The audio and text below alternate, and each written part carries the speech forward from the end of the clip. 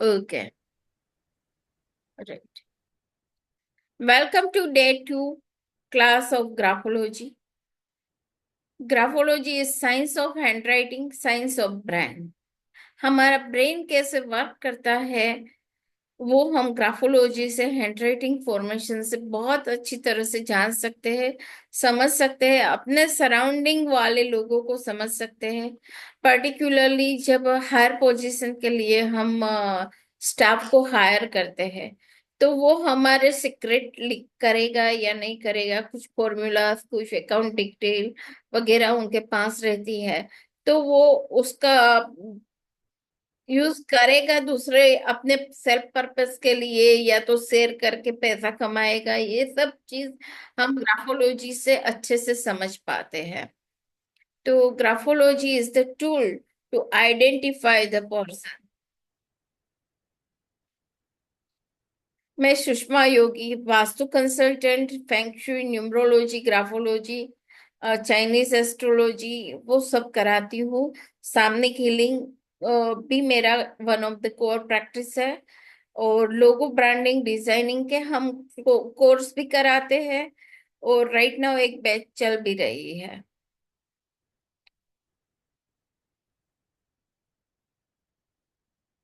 हम्म हमारे जो subconscious minds में पहले थॉट क्रिएट होते हैं।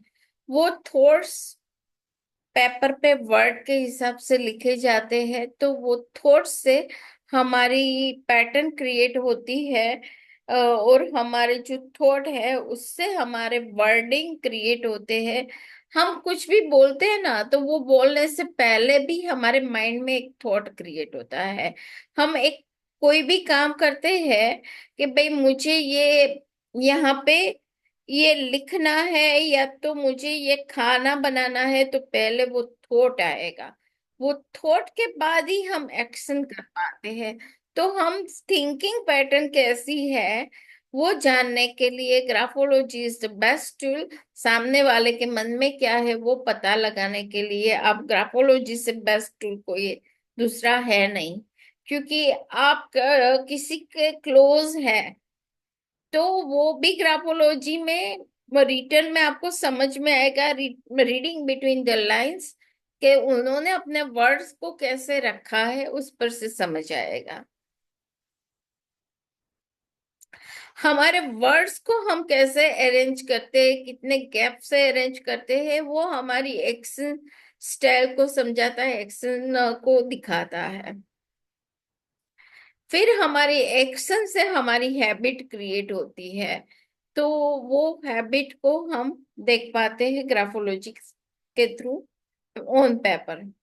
हैबिट से हमारी पूरी जो हमारा जो कैरेक्टर बिल्डिंग है, हम एक्शन है, फीलिंग है, हम कितने लॉयल है, कितना प्लानिंग वाले हैं, वो हमारी कैरेक्टरिस्टिक दिखाई देती है। वो हैबिट से वो हमारी पेपर पे दिखाई देती है। कैरेक्टरिस्टिक कहाँ से बनती है? कैरेक्टरिस्टिक जो हमारी है, यानी हमारी जो हैबिट बनी है, हमारी फीलिंग बनी है, इमोशंस बनी है, उससे हमारी लाइफ क्रिएट होती है।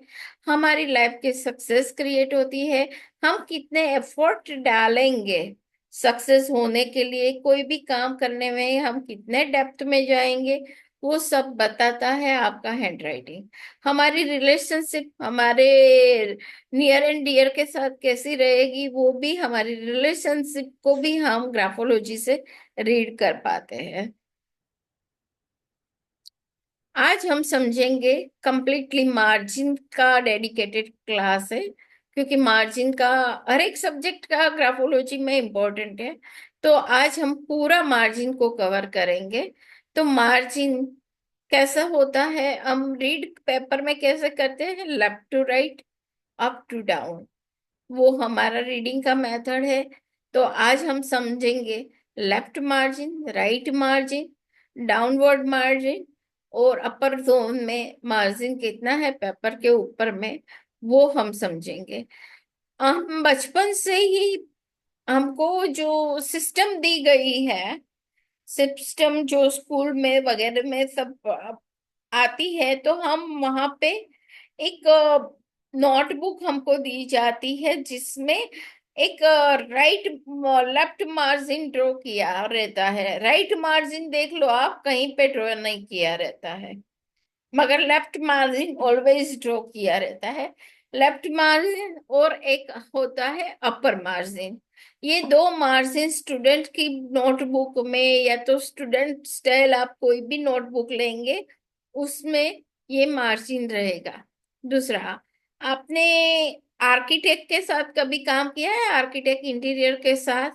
तो देखेंगे ना, तो उनकी बुक होती है ना, वो लोग मैक्सिमम यूज करते हैं ना, वो बुक होती है छोटे छोटे स्क्वायर वाली। जैसे ग्राफ का पेज होता है ना, ऐसे ही स्क्वायर, छोटे छोटे स्क्वायर बने रहते हैं, एकदम टाइनी स्क्वायर। वो लोग उस पर काम करते हैं, उनको उन पर लिखना सिखाया जाता है। तो उसका वही मतलब है उनको। ये जो फॉर्मेट है उनको, जैसे जस्ट फॉर एग्जांपल वो कोई भी कंस्ट्रक्शन बिल्डिंग का प्लानिंग करते हैं, तो उनके लिए उनके पास किसी का 1000 स्क्वायर फीट भी हो सकता है, किसी का 1000 बार भी हो सकता है, क्या है 100 एकड़ भी हो सकता है। मगर जो है ना, वो एक फिक्स फॉर्मेट है कि भाई 100 एकड़ है या 1000 स्क्वायर फीट है। मगर उन लोगों को वो बाउंड्री के अंदर ही काम करना है, इसलिए उनको पहले से हैबिट डाली जाती है एक फिक्स फॉर्मेट में काम करने की। एक बहुत अच्छी टिप है, आप सब नोट डाउन कर सकते हैं। हमारे में बहुत सारे लोगों का मैथ्स किसी का बहुत अच्छा भी होता है और किसी का वीक भी हो सकता है। जिनका मैथ्स वीक है वो लोग अपना, या तो जो अकाउंट में वीक है, मनी मैनेजमेंट में वीक है, वो अपना जो भी है मनी के रिगार्डिंग मैटर्स, वो स्क्वायर बॉक्स वाली जो आती है ना बच्चों की, जो जब वो केजी वगैरह में है, फर्स्ट स्टैंडर्ड में, तो मैथ्स के लिए वहां पे बुक दी जाती है ना, वो छोटे छोटे स्क्वायर वाली दी जाती है। वो बुक पे आप लिखना शुरू करेंगे तो आपका money calculation and money management improve हो जाएगा।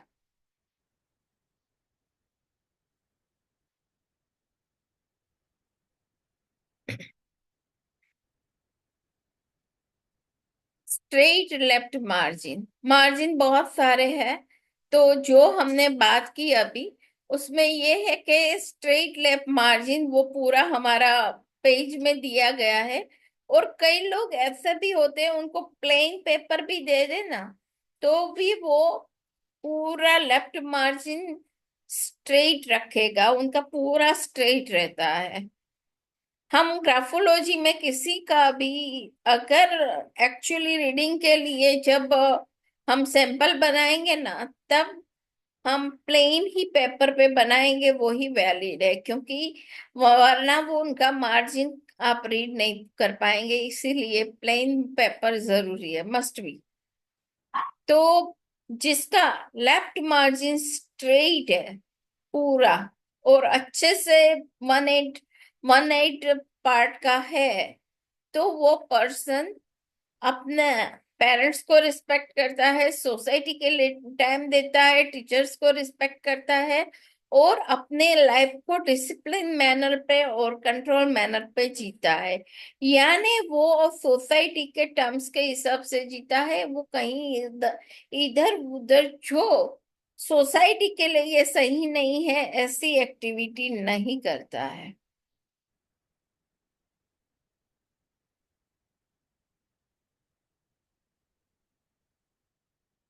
ये है rigid straight margin. Rigid straight margin उनका होता है कि जो बहुत डिसिप्लिन्ड है। जैसे कोई बंदा जिसका फैमिली बैकग्राउंड में है कि आर्मी या पुलिस, पुलिस के घर में वो बड़ा हुआ है, उनका फादर या तो फैमिली मेंबर है, और वहां पे स्ट्रांगली डिसिप्लिन है कि वो डिसिप्लिन के बाहर नहीं जाना है, तब उनका एकदम स्ट्रिक्ट होता है, एकदम रिजिडली, एकदम जरा सा भी आपको फर्क नहीं लगेगा। अगर आप स्केल रख के प्लेन पेपर पे भी उसने लिखा होगा ना, तो 1 mm भी आगे पीछे नहीं होगा। और ये नहीं है कि वो उसके लिए लाइन बनाते हैं, आपका थॉट है वही आपको वो क्रिएट करके देता है। तो इसीलिए वो बंदा बहुत रिजिड तरीके से भी लाइफ में, क्योंकि उसकी लाइफ में डिसिप्लिन इतना हद पे जा चुका है कि वो डिसिप्लिन के बिना डिसिप्लिन से ही काम करना चाहता है और डिसिप्लिन वे में ही काम करेगा।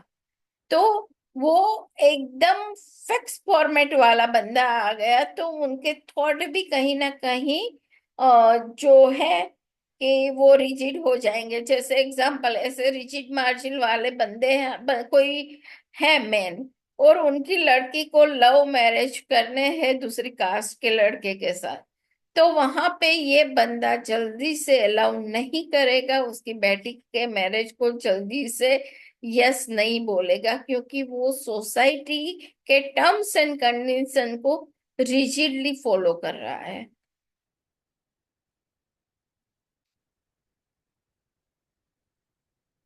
नैरो लेफ्ट मार्जिन, ये बहुत नैरो लेफ्ट मार्जिन है। तो ये बंदा अपने पास्ट में से बाहर नहीं आ रहा है, अपने ओरिजिन को ओवर इम्पोर्टेंस देता है, और उसके सबकॉन्शियस माइंड में आज ही पहले के टाइम की जो सिस्टम है, या तो उनका जो ग्रोन अप में जो फीडिंग किया है, जो रिचुअल्स है, वो सब उनके सबकॉन्शियस माइंड में बहुत हैवीली वो फीड अप है। तो वो कोई भी चीज में उसकी फ्लेक्सिबिलिटी नहीं है, पास्ट से लेके वो पास्ट में से निकल के फ्यूचर की ओर जल्दी से मूव नहीं हो पाएगा।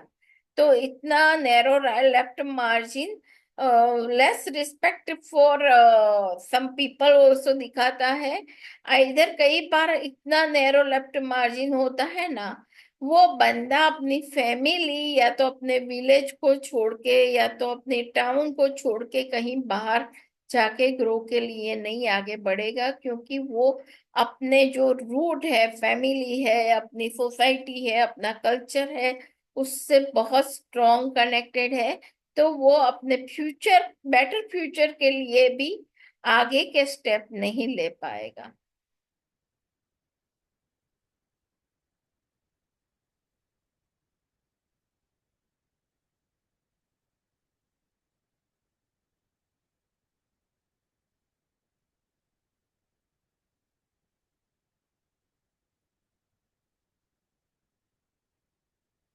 नैरो राइट मार्जिन, अभी हमने लेफ्ट की बात की, अभी राइट साइड जाते हैं। तो जिसका राइट साइड का पेपर लेफ्ट में उस वो ओके है, फ्लेक्सिबल है, राइट उसका नेरो है, मतलब कि राइट में वो मार्जिन नहीं छोड़ रहा है, तो ये person is very good in taking the opportunity about life, about business, about career। तो वो फ्यूचर को सीरियस लेता है और फ्यूचर की ओर आगे अच्छे से बढ़ रहा है, और उसके लाइफ में जो भी अपॉर्चुनिटी बिजनेस कैरियर की आती है उस पर अच्छे से काम करता है, और फ्यूचर को बेटर बनाने की हमेशा उसकी कोशिश रहती है, उसके लिए कोई भी अपॉर्चुनिटी वो मिस नहीं करता है, क्योंकि right side is the future of our life on paper.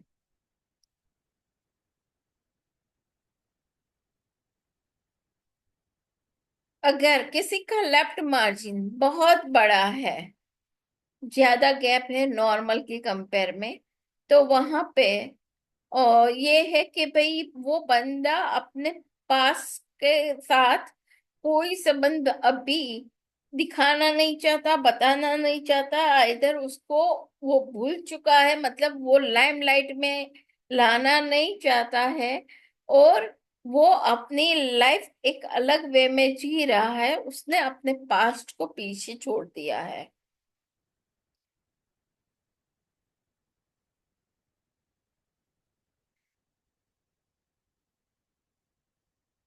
Left margin बहुत ज्यादा बड़ा हुआ। ये बंदा हो सकता है कि भाई वो उसको सोसाइटी के रूल्स एंड रेगुलेशन के बारे में कोई पड़ी नहीं है। एंड आइदर उसको बहुत ज्यादा वो सोफ करता है कि उसको सोसाइटी के बारे में एक्चुअली रिस्पेक्ट करता है, फॉलो करता है, मगर वो सोफ ज्यादा है, रियलिटी वो कम है।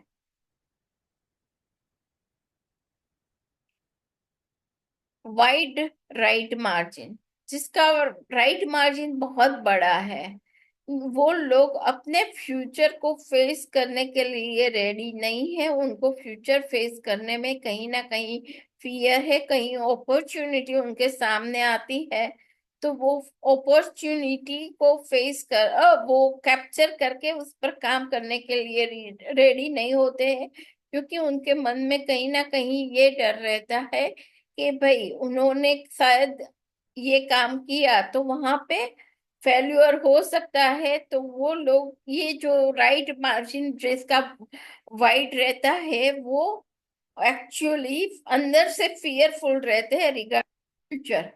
तो वो फ्यूचर के लिए अगर उनके मन में डाउट है, अपने आप पर डाउट है, तो वो लोगों का राइट मार्जिन बहुत बड़ा रहेगा। राइट मार्जिन वो हमारा फ्यूचर है। तो फ्यूचर के बारे में वो एकदम उसको एनकेस करना नहीं चाहते, उसके लिए वो रिस्क लेना नहीं चाहते हैं। रिस्क नहीं लेना चाहते हैं तो फ्यूचर वो डेवलप नहीं हो पाएगा उनका अच्छे से। तो स्पेशली आप देखिए आपके आसपास में किसके हैंडराइटिंग में अगर राइट मार्जिन बड़ा है, तो वो लोग फ्यूचर को फेस करने के लिए रेडी नहीं है, तो उसी हिसाब से फिर उनका फ्यूचर अच्छा नहीं क्रिएट हो पाएगा।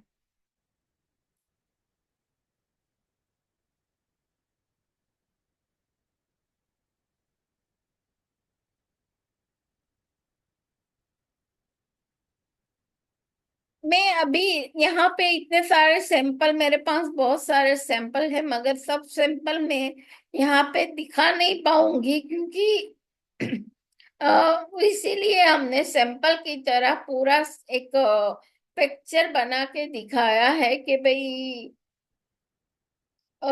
ताकि आप समझ पाए कि मार्जिन कैसे देखना है। जैसे अभी देख, अभी आपके सामने स्क्रीन है, लेफ्ट मार्जिन ऊपर बहुत कम था, धीरे धीरे वो बढ़ रहा है। तो ये बात है कि भाई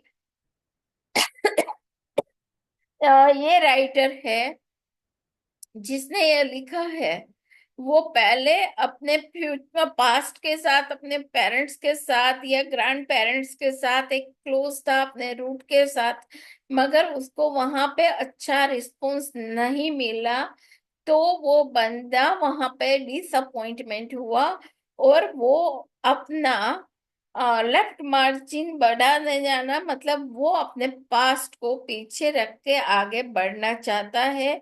और उसका खुद अपने पास्ट के कुछ एक्सपीरियंस अच्छे नहीं हो सकते हैं, जिससे वो भूलना चाहता है, और अपने सेल्फ और सेल्फ के हिसाब से ही वो अपनी लाइफ फर्दर डेवलप करना चाहता है।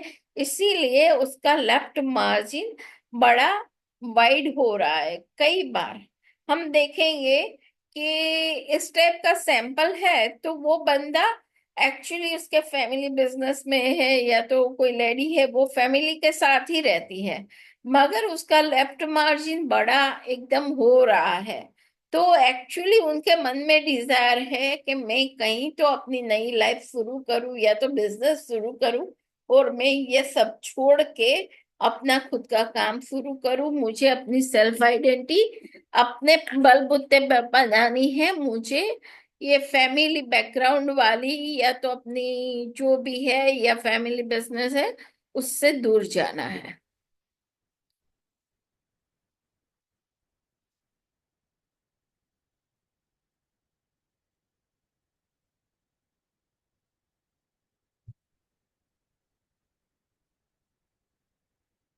लेफ्ट मार्जिन नैरो हो रहा है।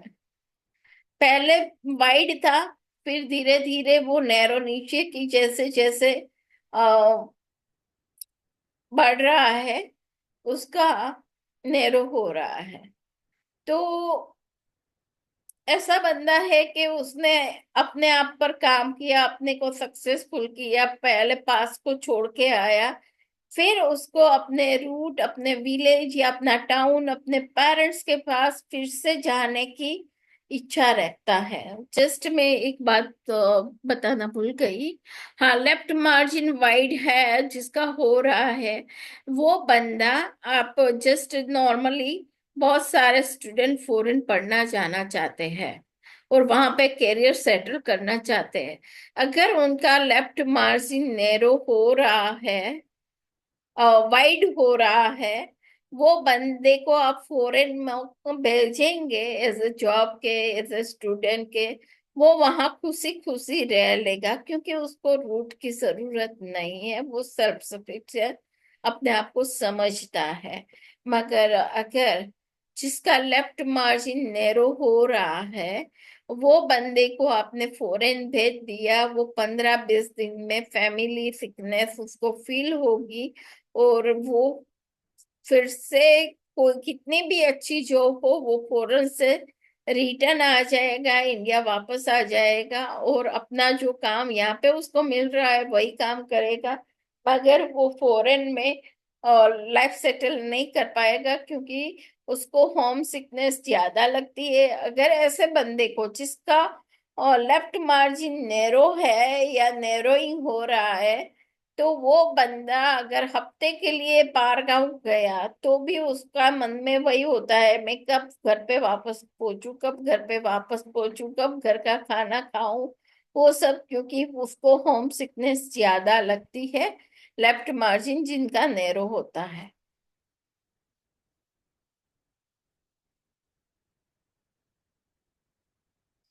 राइट मार्जिन वाइड, पहले उसका राइट मार्जिन कम था, धीरे धीरे उसका वाइड हो रहा है, बढ़ रहा है। तो ये बंदे का ये है कि भाई पहले उसने लाइफ में एक अपने हिसाब से कुछ बिजनेस किया, काम किया, उसने अपॉर्चुनिटी क्रिएट की, उस पर काम किया, मगर उसमें उसको फेल्यूर मिला। वो जितना सक्सेस उसको मिलनी चाहिए वो लेवल की सक्सेस उसको नहीं मिली, और उसने कुछ लॉस बनाए वो जो रिस्क लिया था उसमें, और उससे उसका कॉन्फिडेंस लेवल बहुत ब्रेक हो गया। फ्यूचर रिगार्डिंग उसके पास एक विजन और ये नहीं रहा। तो उसकी वजह से क्या हुआ कि वो कॉन्फिडेंस उसका लॉस होने लगा, फ्यूचर रिगार्डिंग गोल उसके कम होने लगे। तो उससे हिसाब से वो राइट मार्जिन, यानी कि उसके मन में आ गया कि अभी मैं लाइफ में कोई भी रिस्क नहीं लूंगा, और उस हिसाब से उसका राइट मार्जिन नैरो और वाइड हो रहा है। तो वो अपॉर्चुनिटी है लाइफ के फ्यूचर के बारे में, फ्यूचर से दूर भाग रहा है, या तो फ्यूचर का रिगार्डिंग डिसीजन है वो जल्दी से इजी से नहीं ले पाता है, और वो उसमें बहुत ज्यादा एनालिसिस करके सोच समझ के ही वो डिसीजन लेगा।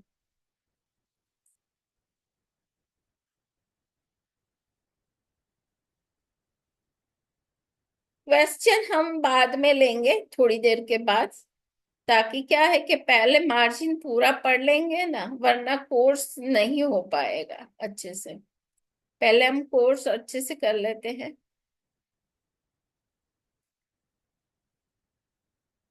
राइट मार्जिन इज नैरोइंग, आपका राइट मार्जिन नैरो हो रहा है, पर्सन हैज, ये बंदा पहले राइट मार्जिन छूटा हुआ है, धीरे धीरे राइट मार्जिन नैरो हो रहा है।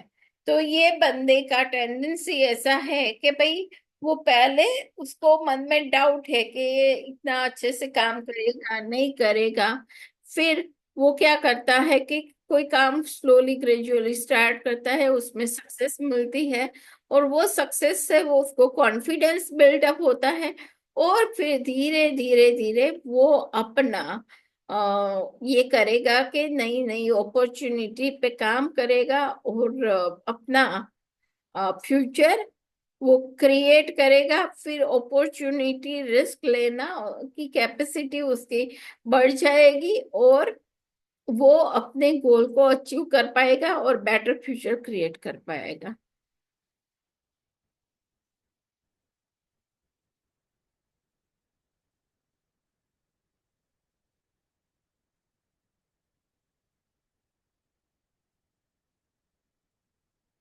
Controlled right margin. जो लोग एकदम कंट्रोल्ड राइट मार्जिन लिखते हैं, they are having very self control on their self. वो लोगों का पूरा जो है ना, वो डिटेलिंग पे बहुत फोकस रहते हैं, very organised and very planning. उनका प्लानिंग वाले पर्सन रहते हैं कि they do too much planning. और उसके साथ वो लोग उस पर काम भी करते हैं, ऐसे नहीं कि सिर्फ पेपर पे प्लानिंग कर दिया, मगर वो प्लानिंग के हिसाब से ही चलते हैं। और दूसरा, उन लोगों के लाइफ में खुद में बहुत स्ट्रेस रहता है, तो स्ट्रेस फुल लाइफ वो लोग जीते हैं, क्योंकि जितना आप बहुत स्ट्रिक्टली मैनेज करेंगे, कंट्रोल से मैनेज करेंगे, तो वो कहीं ना कहीं स्ट्रेस भी क्रिएट होता है। कई लोग मार्जिन, कोई भी साइड छोड़ते ही नहीं है। ये लोग सेल्फिश होते हैं, वर्कोहोलिक भी बोल सकते हैं, बहुत ज्यादा वर्क करते हैं। और कई बार वो वर्क ऐसा होता है कि भाई फ्रूटफुल आउटकम की जगह वो एक पूरा मैस क्रिएट होता है। तो वो लोग पूरा अपने अपने कैरेक्टर को, अपने सेल्फ को पूरा फैमिली पर इम्पोज करते हैं, और अपने आप को वर्कोहॉलिक है, तो साथ में वो अपने थॉट भी दूसरे पर वो अप्लाई करते हैं, भाई आप ऐसा करो, ऐसा करो, राइट। और फिर दूसरे लोग क्या सोचते करते हैं उसको उसकी पड़ी नहीं है। तो ऐसे लोग सेल्फिश होते हैं, और ये लोग कोई भी अपॉर्चुनिटी मिस करना नहीं चाहते हैं। हाँ, उनका ऐसा नहीं है कि they have such a kind of achievement too, मगर उनका खुद का एक जो सोसाइटी के लिए कुछ हमारी लाइफ में गिव एंड टेक होना चाहिए, कि हम आज जो है वो सोसाइटी की वजह से है, तो हमको सोसाइटी को देना भी चाहिए। तो वो सब में वो लोग कहीं पे अपने सेल्फ सेंटर्ड पीपल बोल सकते हैं, वो कहीं जल्दी से अपना टाइम या तो अपने और जो है सर्विसेज वगैरह जल्दी से किसी को, फैमिली मेंबर से लेके सोसाइटी को भी नहीं देते हैं। तो they are very self centred people. बहुत लोगों का आप देखते होंगे तो वो पूरा पेज इतना भरा हुआ रहता है कि आपको कहीं पे भी एक वर्ड लिखना है ना, तो उसके लिए भी आपको जगह नहीं दिखाई देगी।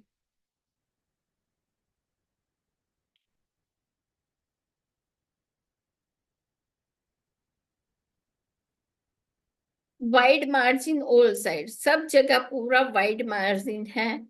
दे they are feeling insecurity, loneliness उन लोगों ने। और हाँ, लोनलीनेस है, साथ में वो लोग अपने आप को अपने लिए, अपने आप को सेंटर में रखना चाहते हैं, सेंटर ऑफ अट्रैक्शन बनना चाहते हैं। और वो कोई भी नहीं तो फ्यूचर पे काम करना जानते हैं, नहीं तो पास्ट के रूट के लिए, सोसाइटी के लिए उन्होंने कुछ काम किया है। दे वांट टू, उनका विन विन सिचुएशन से काम करना एटीट्यूड नहीं रहता है। Just they want to take from all the people, they don't want to give. तो ये भी बहुत सेल्फ सेंटर्ड लोगों की बात हो गई। हाँ, मगर उन्होंने उनका है कि वो अपने पर बहुत फोकस रहते हैं। तो उनका खुद पर ड्रेसिंग का खर्चा, खुद पर अपनी पर्सनालिटी को ज्यादा अट्रैक्टिव और इम्प्रेसिव बनाने के लिए ब्यूटी पार्लर, आइजर सैलून का खर्चा, वो सब अपने पर ज्यादा वो खर्चा करते हैं। दूसरे के दूसरे की नेसेसिटी को जल्दी से नहीं समझते हैं। मगर ऐसे लोगों को अपने बालों को, हेयर को हर थोड़ी देर में कॉम्ब करने की आदत हो सकती है। हर थोड़ी देर में वो मिरर देख के उसका लुक सही है गलत है। हर अगर ऑफिस में काम कर रहे हैं तो मीटिंग होने वाली है, तो उसके पहले वो अपने आप को पूरा चेक कर लेंगे, they are looking attractive enough, lipstick वगैरह या हेयर टचिंग वगैरह क्या करने की जरूरत है वो कर लेंगे। राइट, इनका अचीवमेंट कम रहता है, they won't be in limelight.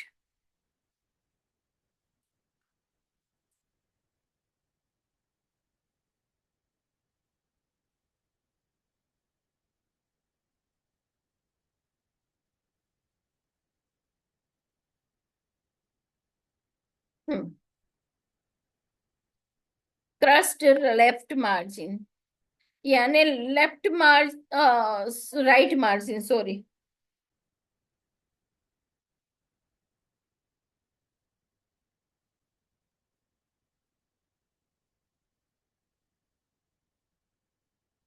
Right margin person left side से सही है, मगर राइट साइड पे जैसे जैसे वो बढ़ रहा है तो उसको ध्यान नहीं रहता है कि पेपर खत्म होने वाला है, तो वो ओवरली राइट कर देता है।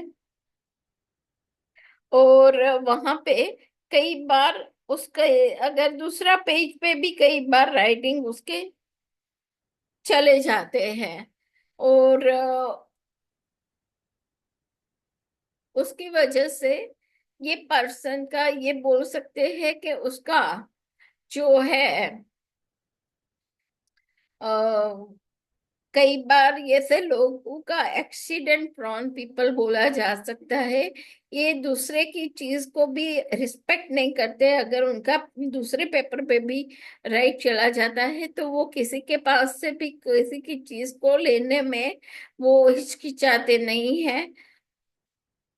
और वो अपने लाइफ की जर्नी में अपने फ्यूचर को, अपने करियर पे इतने फोकस रहते हैं कि फैमिली मेंबर को या तो बहुत सारी चीजों को इग्नोर कर देते हैं और उस पर फोकस नहीं कर पाते हैं। तो ऐसे राइटिंग एक्चुअली अच्छे नहीं है। और अगर कोई ड्राइवर है और उनके राइटिंग है कि वो राइट मार्जिन में बहुत ज्यादा लिख लेता है और उसको समझो कि कई वर्ड बहुत छोटे करके लिख लेता है, तो they are very risk taking people और वो लोग ड्राइविंग में एक्सीडेंट भी कर सकते हैं। तो देख लीजिए आपके बच्चे के, आपके ड्राइवर के कोई ऐसे हैंड राइटिंग नहीं है ना जिससे आपकी लाइफ पे खतरा बन जाए या तो उनकी लाइफ पे खतरा बन जाए।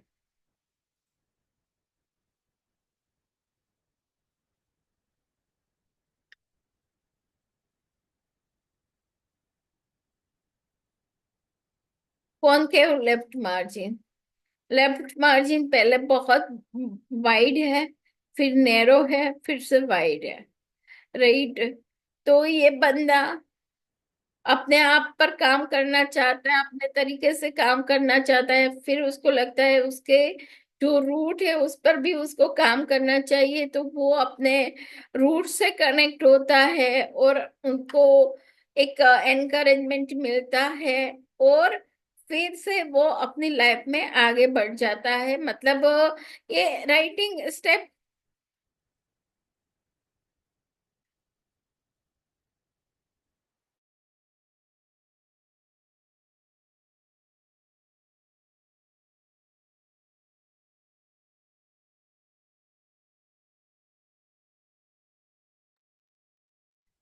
तो इस टाइप के लोग हो सकता है कि वो फॉरेन रहते हो और साथ में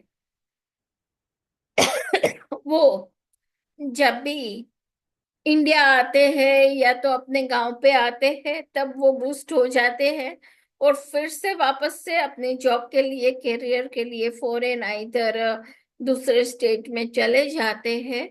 तो वो रूट से जुड़े हुए भी रहना चाहते हैं और साथ में अपना काम इंडिपेंडेंटली अलग तरीके से वो करते हैं, ऐसे लोगों में भी ये कॉन्केव लेफ्ट मार्जिन आपको दिखाई देगा।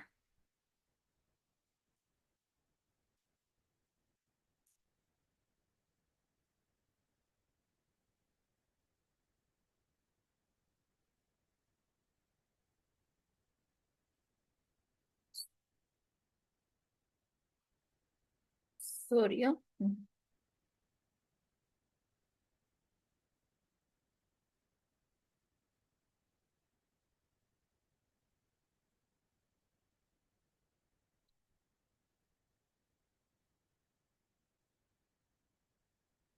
Convex right margin.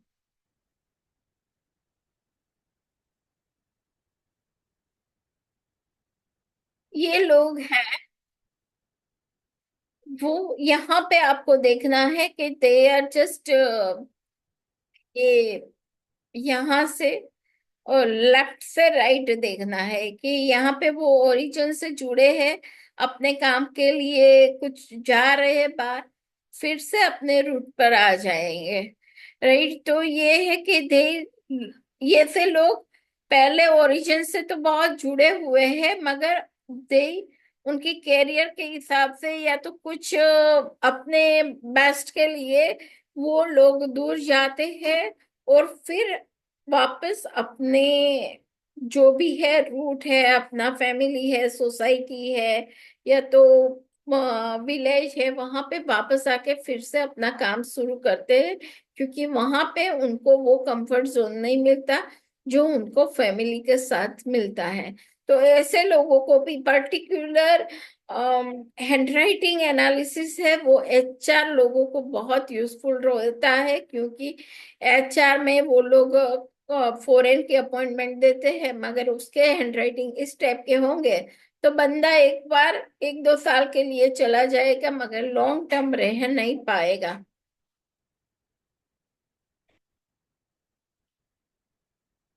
Conclave right margin.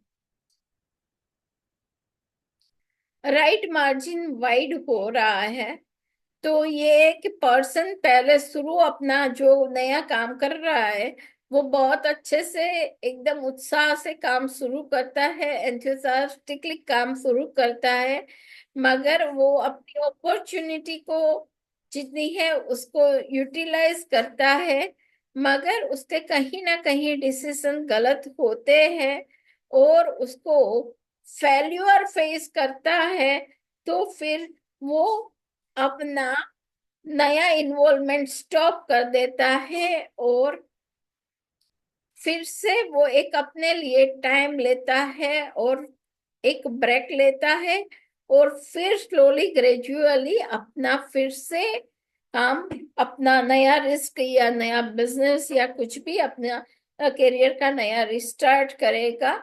मगर वहां पे आपको ये फॉर्मेशन दिखाई देगा, ये ऐसा चिक चेक दिखाई देगा, या तो ऐसा पूरा ऐसा कर्व दिखाई देगा।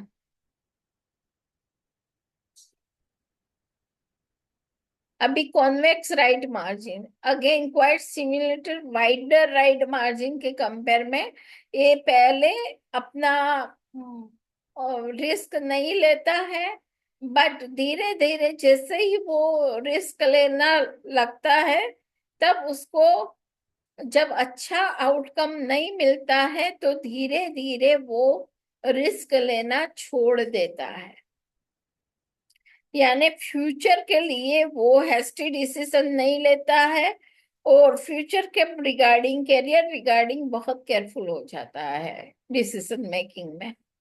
इधर आप बोल सकते हैं इन्वेस्टमेंट में, अभी बंदा जो काम कर रहा है और वो हिसाब से हम रीडिंग करेंगे ये कि उसका क्या काम है, वो नए लोगों से कितना मिलता जुलता है, नया काम कितना जल्दी शुरू करता है। कई लोगों को हम देखेंगे वो एक नहीं, दो नहीं, 4-5 बिजनेस चलाते हैं, कई लोग हैं एक बिजनेस भी अच्छे से नहीं चला पाते हैं। तो उसके लिए हम हैंडराइटिंग से भी उनको देखेंगे कि उनका मार्जिन कैसा है, मार्जिन में रिस्क टेकिंग एटीट्यूड ही नहीं है, तो मार्जिन पे हम उसको लिखने का गाइडेंस दे सकते हैं कि आप कैसे लिखो। वहां पे आप उसके राइट मार्जिन का एग्जैक्ट यूटिलाइज कराओ और उसको बोलो कि पूरा राइट को कवर करे, मगर रिस्क वाला राइट कवर नहीं करना है। एक मेंटेन बैलेंस नजरिए से राइट मार्जिन को यूटिलाइज करेंगे, तब आपके माइंड में अपॉर्चुनिटी को एनकेस करने का एटीट्यूड डेफिनेटली डेवलप होगा।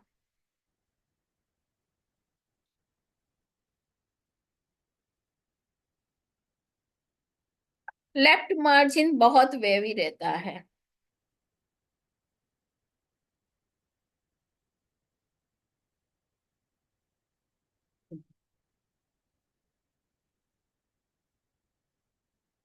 ये लोग डिसिप्लिन में नहीं मानते हैं, उनके जो एफर्ट है, उनकी लाइफ है वो इरेगुलर होती है, उठना से लेके खाना पीना उनका लाइफ में डिसिप्लिन और रेगुलेशन जैसा कोई काम नहीं होता है।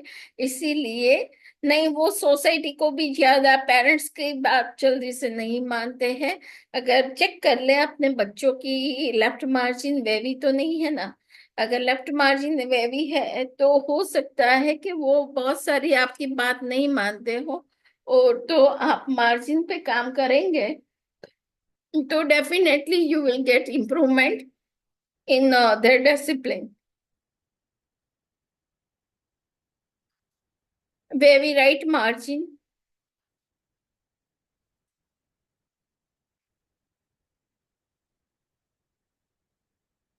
राइट मार्जिन बहुत वेवी होता है, तो ये लोग जल्दी से अपॉर्चुनिटी को कैप्चर नहीं कर पाते हैं। उनका फ्यूचर रिगार्डिंग जो अंदर से जो कॉन्फिडेंस है वो हिला रहता है, तो they are not ready to face the future.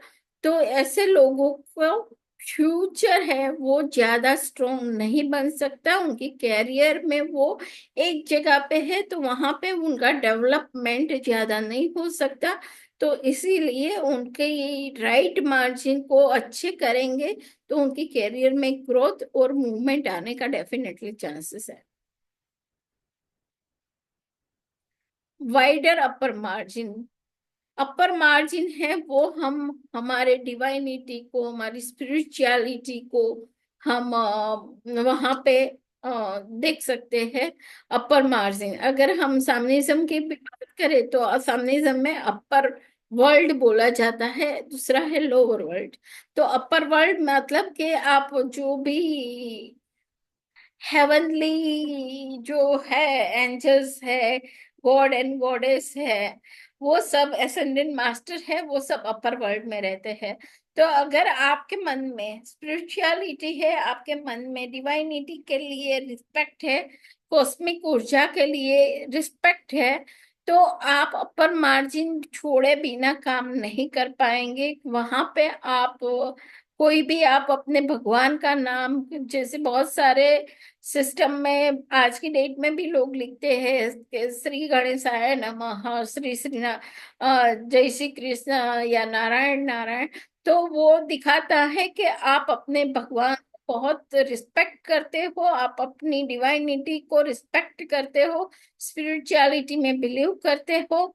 तो इसीलिए वहां पे ये मार्जिन छोड़ा जाता है। वो जितना छोड़ा जाता है वहां पे दो मीनिंग है कि एक तो वहां पे आप क्लियरिटी करते हो कि आप कौन से टॉपिक पे काम कर रहे हो। जस्ट फॉर एग्जांपल कि हम कोई पर्टिकुलर टॉपिक लिख रहे हैं, तो वहां पे पहले ऊपर सबसे टॉप में ऐसा कोई नाम लिख दिया, साथ में कौन से टॉपिक के हम काम कर रहे हैं वो हाईलाइट कर दिया। वो दो यूज होते हैं। और बहुत बड़ा ज्यादा मार्जिन है, यानी ओवर, जैसे one third, one one third नहीं मगर वन फोर, वन सेवन, 1/7 या 1/6, मतलब बहुत ज्यादा मार्जिन छोड़ दिया तो हम कई बार ऐसे लोग धर्म का फॉलो करने का दिखावा ज्यादा करते हैं। वो अपने आप को बहुत धार्मिक प्रूव करना चाहते हैं, और वहां पे वो सॉफ्ट ज्यादा है।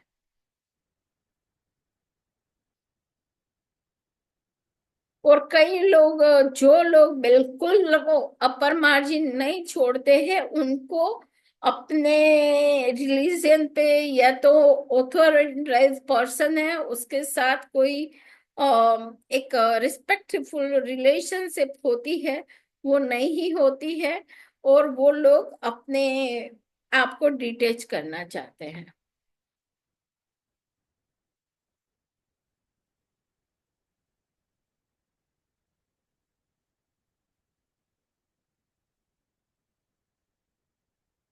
वाइडर लोअर मार्जिन, जिसका लोअर मार्जिन बहुत बड़ा है, ये लोग जल्दी से थक जाते हैं, उनके पास एनर्जी कम होती है, वर्क कम करते हैं। वो अपने पास जो अपॉर्चुनिटी आती है उसका यूटिलाइज कम करते हैं। उनके पास बहुत सारे रिसोर्स होते हैं, मगर वो रिसोर्स पे इतना ज्यादा काम नहीं करते हैं। वो लोग जल्दी से थक जाते हैं। उनके पास वो फिजिकल या तो मेंटल कैपेसिटी नहीं होती है कि वो ज्यादा काम करे। तो उनका डेफिनेटली सक्सेस रेशियो में थोड़ा वो लोग डाउन चलते हैं। वो एक उनको प्रमोशन मिल रहा होता है, मगर उसमें उनका वर्किंग एरिया बढ़ जाता है। तो वो लोग प्रमोशन भी एक्सेप्ट नहीं करते कि I am happy over here, मुझे ज्यादा दौड़ना नहीं है, मुझे ज्यादा काम नहीं करना है, मैं जहाँ हूँ वहां पे खुश हूँ।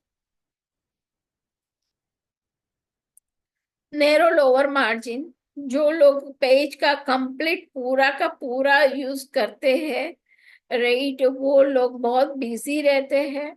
उन हर एक टाइम का मिनट का यूज करना चाहते हैं, जानते हैं, यूटिलाइज करते हैं। और साथ में उनके पास कोई भी अपॉर्चुनिटी आती है, उसका वो जितना मैक्सिमम यूटिलाइज कर सकते हैं उतना करेंगे। उनके पूरे रिसोर्सेस को वो यूज करेंगे, फिर वो सोशल कांटेक्ट हो या उनके कोई रिलेशनशिप हो या कुछ भी हो, या तो उनके पास फंड है तो वो फंड का बहुत ऑर्गेनाइज वे में प्लानिंग करके वो बहुत अच्छा यूज कर पाएंगे, करते हैं। Yes, margin made by folding the paper. हमने से बहुत सारा लोगों ने देखा होगा पास्ट में, कि पास्ट में जब कंप्यूटर नहीं था तब अकाउंट मैन्युअली लिखा जाता था। आज की डेट में कहीं पे थोड़ा बहुत तो लिखते हैं। तो वो अकाउंट का चौपड़े का जो पेपर आता था ना, उसमें इनविजिबल वो फोल्ड किया रहता था, लेफ्ट एंड राइट साइड, यानी क्रेडिट एंड डेबिट साइड। और वो लाइन ड्रॉ की नहीं जाती थी, वो प्लेन पेपर रहते थे, और प्लेन पेपर पे पूरा इनविजिबली वो फोल्ड की हुई लाइन दिखाई देती थी। तो ये ऐसा है कि भाई वो लोगों को रूल्स फॉलो करने हैं, मगर वो रूल्स फॉलो स्ट्रिक्टली करने हैं, मगर फिर भी वो दिखाई नहीं देते हैं। तो ये चीज है। आप पुलिस स्टेशन वगैरह में भी जाएंगे तो वहां पे वो ब्लैंक सीट को फोल्ड करके मार्जिन बनाएगा, और फिर वो मार्जिन में कुछ जो भी है वो कुछ डिटेल्स भी लिखेगा। तो वो लोग बहुत मतलब रूल्स एंड रेगुलेशन को स्ट्रिक्टली फॉलो करने वाले लोग होते हैं, क्योंकि वहां पे आपको पूरा फॉर्मेट जो है वैसा ही फॉर्मेट फॉलो करना है। तो वो लोग मार्जिन में लिखते हैं। इसलिए जो आप गवर्नमेंट पर्टिकुलर पुलिस डिपार्टमेंट वगैरह है ना, मार्जिन में वो फोल्ड करके बनाते हैं, और मार्जिन में कुछ डिटेल्स का हेडिंग डालते हैं। दे आर वेर उन लोगों का काम ही है कि रूल्स एंड रेगुलेशन को स्ट्रिक्टली फॉलो करना। हाँ, अगर वो स्ट्रिक्टली फॉलो नहीं करेंगे तो समझ सकते हैं कि वो हमारी भी सोसाइटी की भी क्या हालत होगी। तो जिसको जो काम दिया गया है कि भाई ये फॉलो करना है स्ट्रिक्टली, तो वो फॉलो करना है, उसमें ही वो फॉलो नहीं करेंगे तो बहुत सारा मिसमैनेजमेंट हो सकता है। मार्जिन से हम पास प्रेजेंट फ्यूचर, बंदे का future regarding attitude, career regarding, opportunity regarding, बहुत सारी चीज आज हमने देखे।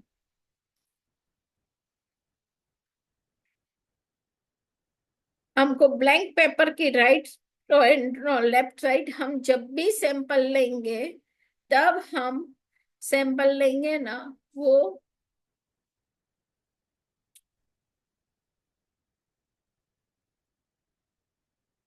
हम सैंपल लेंगे तब ब्लैंक पेपर पे लिखा हुआ सैंपल ही कंसीडर किया जा सकता है as a pure reading.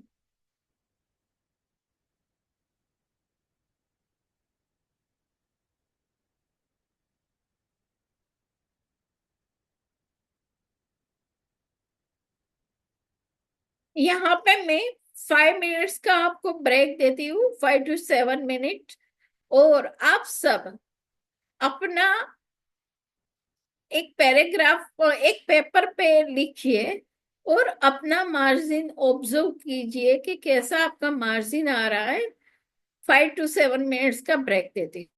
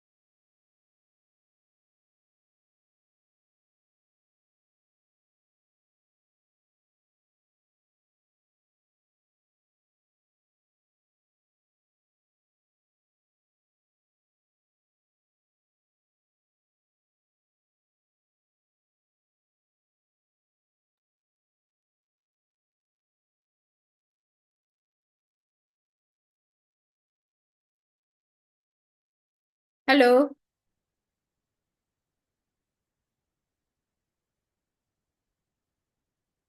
Hello. Yes ma'am. Yes. सबने कर लिया। ओके।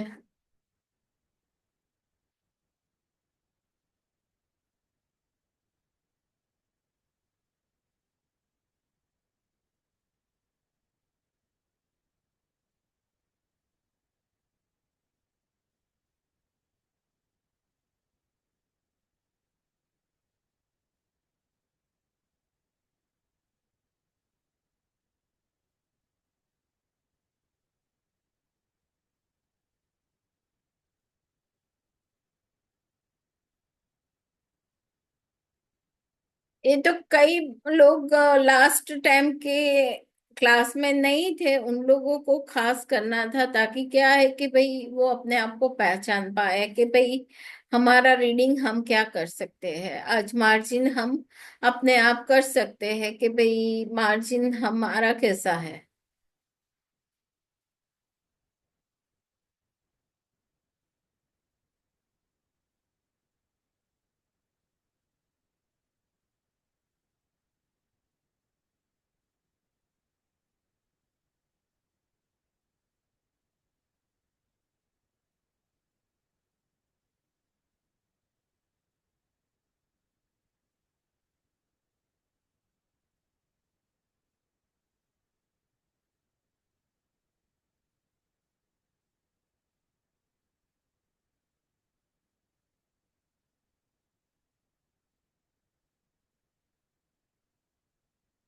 इसीलिए हैंड राइटिंग है वो एक्चुअली ब्रेन राइटिंग है, हमारे माइंड में है।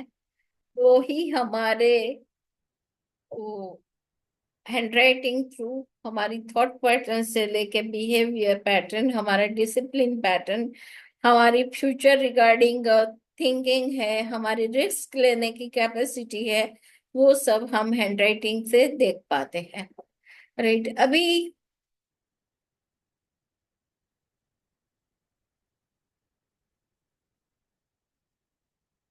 अभी कोई अपना क्वेश्चन है वो अपना पूछ सकता है।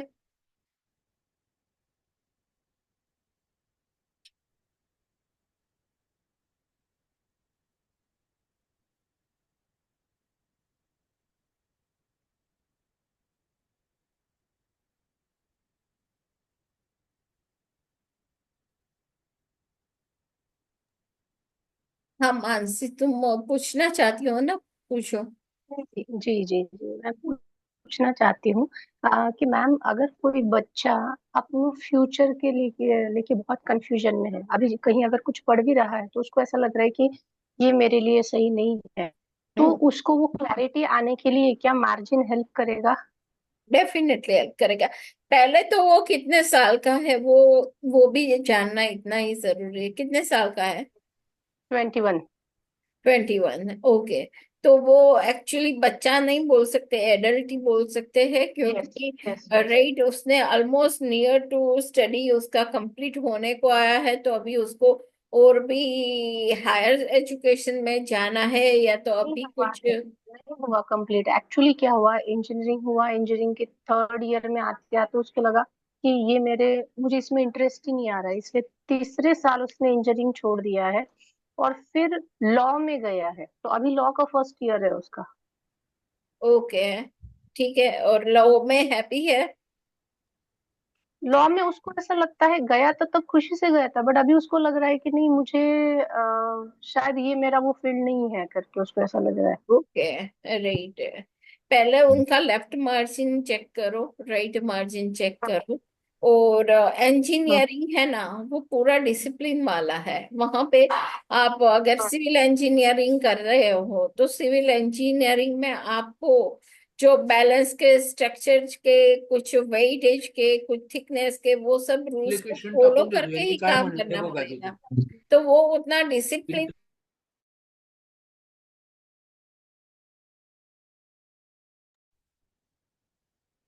राइट, वो भी जरूरी है कि भाई। मेरी आवाज आ रही है? हेलो। ओके। तो वो अपना खुद को अपना डिसिप्लिन में रह पा रहा है कि नहीं रह पा रहा है, वो जरूरी है। और लो का फील्ड है। वो अगर लो पढ़ रहा है तो लो में लूप होल्स को फाइंड आउट करके क्लाइंट के लिए हम एक्चुअली काम करते हैं। तो हमको लो को डिसिप्लिन को भी फॉलो करना है और उसमें से अपॉर्चुनिटी को भी निकालना है। तो उसका राइट मार्जिन और लेफ्ट मार्जिन अच्छे से यूटिलाइज होता है ना, कि लेफ्ट मार्जिन पूरा बैलेंस होना चाहिए और राइट मार्जिन का यूटिलाइज होना चाहिए अच्छे से। तब जाके उसके कैरियर में बहुत बेनिफिट हो सकता है। और जो लोगों को ऐसा है उनको सिर्फ ग्राफोलॉजी सीखना जरूरी नहीं है, उससे भी ज्यादा जरूरी है ग्राफोथेरापी करना और पॉजिटिव स्टेटमेंट ग्राफोलॉजी के हिसाब से लिखना। उसके लिए हम थोड़े टाइम में ही बुक लॉन्च करने वाले हैं, वो बहुत हेल्पफुल होगी इनके लिए। ओके, उसका आगे एक्चुअली एक उसका मेरे पास पढ़ा था, तो मैंने अभी देखा आप जब मार्जिन सिखा रहे थे ना, राइट मार्जिन कुछ भी नहीं है उसका। सॉरी, लेफ्ट मार्जिन जो है ना वो कुछ भी नहीं है, एकदम पेज को मतलब लग के वो लिखता है। ओ, और राइट साइड में थोड़ा कहीं ज्यादा कहीं थोड़ा इस तरह से उसने लिखा हुआ है। मैं ओके। अभी वही चेक कर रही थी, आप सब सिखा रहे थे तो। ओके।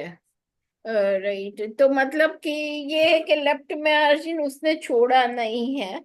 लेफ्ट मार्जिन हम्म। छोड़ा नहीं है तो वो एक है कि वो एक अपने शेड्यूल को बहुत बिजी रखता होगा। और बिजी भी है और साथ में उसको ये आइडेंटिफिकेशन भी नहीं है मुझे कहाँ पे इम्पोर्टेंस देना चाहिए और कहाँ पे नहीं देना चाहिए। क्योंकि तो अगर फोकस नहीं कर कोई पाएगा ना, अगर आप पूरा हम्म, पेज ही लिख दोगे ऑलमोस्ट, हाँ, तो आपका कहीं पे एनर्जी फोकस ही नहीं हो पाएगा।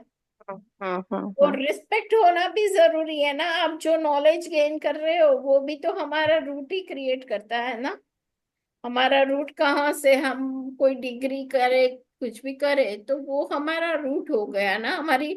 हम कहीं कैरियर के लिए जाएंगे, जॉब के लिए अप्लाई करेंगे, तो वहां पे हमारी जो डिग्री है वो डिग्री हमारा रूट है, उसके बेस पर हमको जॉब मिलेगी। तो मतलब कि आपका रूट को ही आपके पास स्पेस नहीं है, इसलिए इंजीनियरिंग से भी उसने क्विट किया। अभी लॉ में भी खुश नहीं है आगे जाके।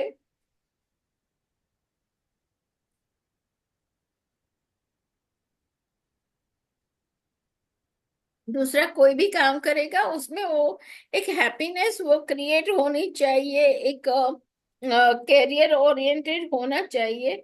वो भी नहीं हो पाएगा तो इसीलिए वो समझो कि उसको मार्जिन बैलेंस करना, आपने आज इतना मार्जिन समझा है तो मार्जिन से लिखाना तो एटलीस्ट शुरू करे कि लेफ्ट को छोड़ना है बेटा। ताकि क्या है कि भाई आप लेफ्ट में आपकी सोसाइटी है, आपके रूल्स एंड रेगुलेशन है। हमारी गवर्नमेंट का भी हम देखा जाए तो वो लेफ्ट से देखेंगे, लेफ्ट मार्जिन से। तो लो तो पूरा हमारे इंडिया में रहते हैं और लो को आप प्रैक्टिस करेंगे तो इंडियन गवर्नमेंट का लॉ अप्लाई होता है।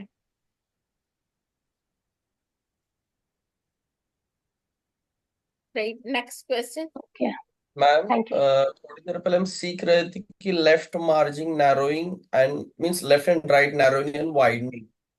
सो तो एक्चुअली मतलब एक केस कैसे रह सकती है कि जो लेफ्ट मार्जिन नैरोइंग है हाँ, is similarly looks like right margin widening. मैं तो समझी नहीं, लेफ्ट मार्जिन किसी का नैरो होता है तो वहां पे जरूरी नहीं है कि उनका राइट मार्जिन भी वाइड होता है। वो सबकी लिखावट अलग हो सकती है ना। इन इन केस अगर उस टाइप का कोई सैंपल अगर आता है तो किस बेसिस पे उसको जज करना चाहिए? लेफ्ट नैरो हो रहा है, राइट, यस। और राइट वाइड हो रहा है। ऑब्वियसली। ओके। ठीक है। तो लेफ्ट नैरो होता जा रहा है तो बंदे ने पहले समझो कि उसने अपना फैमिली छोड़ के, या तो अपना टाउन विलेज छोड़ के उसने, या तो फैमिली बिजनेस छोड़ के अब उसने अपना खुद का वेंचर शुरू किया, और उसमें उसने काम करना शुरू किया एक कॉन्फिडेंस लेवल के साथ। मगर जैसे जैसे काम करता गया, वैसे वैसे आप बोल रहे हो कि नेरो, लेफ्ट साइड नेरो हो रहा है, राइट साइड वाइड हो रही, मतलब फिर उसका फेल्यूर शुरू हुआ। और फिर वो फिर से अपने फैमिली बिजनेस के पास वापस आएगा, या फैमिली के पास वापस आएगा, या अपने विलेज में वापस आएगा, अपने टाउन में वापस आएगा, या फॉरेन से वापस आएगा, और जो पुराना काम है वही शुरू करेगा जिसमें उसको रिस्क ना लगे, हालांकि सिक्योरिटी फील हो। वो उसकी सिचुएशन पे, मगर ओवरऑल हम ये रीड करेंगे कि उसने पहले रिस्क लिया। क्योंकि पहले लेफ्ट वाइड है और राइट नैरो है, फिर धीरे धीरे वो सिचुएशन रिवर्स हो जाती है। तो पहले उसने रिस्क लिया, बाद में वो सिक्योर होना चाहता है, इसलिए रूट पे आता है। क्लियर? यस। और एक और क्वेश्चन।